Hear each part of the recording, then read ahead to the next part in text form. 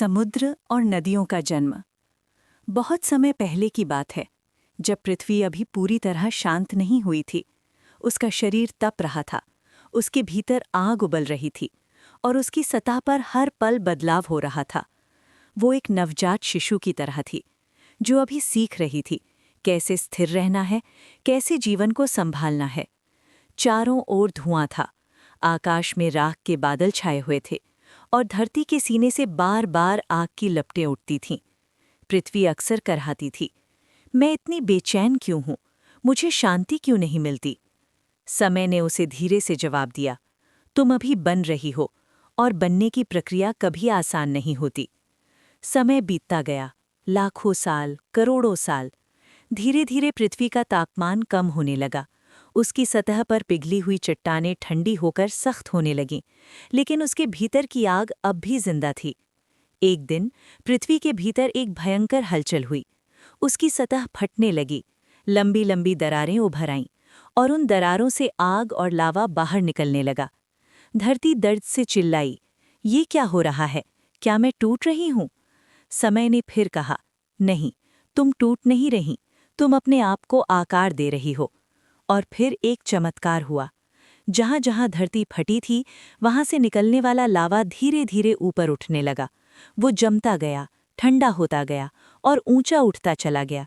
सदियों तक यही होता रहा और एक दिन धरती ने खुद को देखा। उसकी सतह पर कुछ बहुत ऊंचा खड़ा था, इतना ऊंचा कि जैसे आकाश को छू रहा हो। वो थे पहले पहाड़।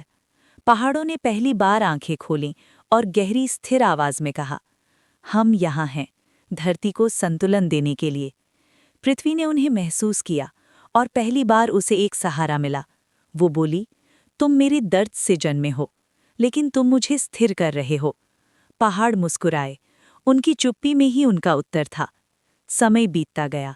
अब धरती पर ऊंचे ऊंचे पर्वत खड़े थे, लेकिन अभी भी कुछ अधूरा था। आकाश में बादल बनने लगे थे, लेकिन बारिश अभी शुरू नहीं हुई थी। एक दिन आकाश ने अपने आंसू गिराने शुरू किए। पहली बूंद जब पहाड़ की चोटी पर गिरी तो उसने धीरे से कहा, मैं जीवन हूं। फिर एक बूंद दूसरी से मिली और धीरे धीरे पानी बहने लगा, पहाड़ों की ऊंचाइयों से नीचे की ओर। वो रास्ता बनाता गया, चट्टानों को काटता गया, धरती को छूता हुआ आगे बढ़ता गया और इस तरह जन्म हुआ पहली नदी का। नदी बहुत चंचल थी, वो हंसती हुई बहती थी, कभी तेज, कभी धीमी। वो पहाड़ों से बोली, आप इतने स्थिर क्यों हैं, चलते क्यों नहीं? पहाड़ ने शांत स्वर में कहा, हर किसी का अपना स्वभाव होता है, तुम्हें बहना है, हमें खड़ा रहना है। नदी मुस्कुराई और अपनी राह पर चल पड़ी। वो जहां से गुजरती वहां जीवन के निशान छोड़ती जाती। धरती को ठंडक मिलने लगी, उसकी सूखी सतह पर नमी आने लगी। धीरे धीरे नदियां बढ़ने लगीं, छोटी धाराएं बड़ी नदियों में बदलने लगीं और एक दिन वे सब मिलकर एक विशाल स्थान पर पहुंची, जहां पानी रुक गया, फैल गया और गहराई में उतर गया। वो था पहला समुद्र। समुद्र बहुत गहरा था, बहुत विशाल। उसकी आवाज़ गंभीर थी, मैं सबको अपने अंदर समेट लूंगा।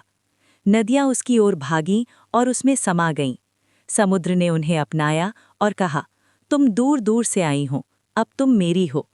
नदियां खुश थीं, क्योंकि उन्हें अपना घर मिल गया था। अब धरती पर 3 शक्तियां थीं, पहाड़, नदियां और समुद्र। तीनों अलग थे, लेकिन एक दूसरे से जुड़े हुए थे। पहाड़ से पानी बहता, नदी बनता और समुद्र में मिल जाता। फिर समुद्र का पानी भाप बनकर आसमान में जाता, बादल बनता और फिर पहाड़ों पर बरसता। ये चक्र चलता रहा, अनंत समय तक। अब धरती शांत होने लगी थी।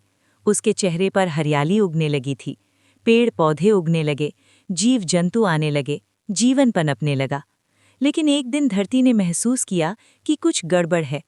नदियां सूखने लगी थीं, समुद्र का पानी असंतुलित होने लगा था, पहाड़ भी कमजोर महसूस कर रहे थे। धरती ने पुकारा, क्या हो रहा है, सब कुछ बदल क्यों रहा है? तब समय ने जवाब दिया, जब संतुलन बिगड़ता है तो सब कुछ प्रभावित होता है। नदियां बोलीं, हमारे रास्ते बंद किए जा रहे हैं। समुद्र ने कहा, मेरा पानी गंदा हो रहा है। पहाड़ ने धीमे स्वर में कहा, मुझे काटा जा रहा है। धरती दुखी हो गई। उसने इंसानों से कहा, मैंने तुम्हें सब कुछ दिया, फिर भी तुम मुझे नुकसान पहुंचा रहे हो। इंसान चुप हो गया। उसे अपनी गलती समझ आने लगी। धीरे धीरे कुछ लोगों ने बदलाव शुरू किया। उन्होंने नदियों को साफ किया, पेड़ लगाए, पहाड़ों की रक्षा की, समुद्र को फिर से शुद्ध करने की कोशिश की। समय के साथ धरती फिर मुस्कुराने लगी, नदियां फिर से बहने लगी, पहाड़ फिर से मजबूत हो गए, समुद्र फिर से शांत हो गया और जीवन फिर से संतुलित हो गया। आज भी जब आप किसी पहाड़ को देखते हैं तो याद रखिए, वो धरती के धैर्य का प्रतीक है। जब आप नदी को बहते देखते हैं तो समझिए वो जीवन की यात्रा है। और जब आप समुद्र की गहराई को महसूस करते हैं तो जान लीजिए वो सबको अपनाने की शक्ति है। ये कहानी सिर्फ उनके जन्म की नहीं है, ये कहानी है संतुलन की, धैर्य की और उस प्रेम की जो पूरी पृथ्वी को जोड़ कर रखता है। और ये कहानी आज भी चल रही है, हर बहती नदी में, हर खड़े पहाड़ में, हर उठती लहर में। बस ज़रूरत है उसे महसूस करने की।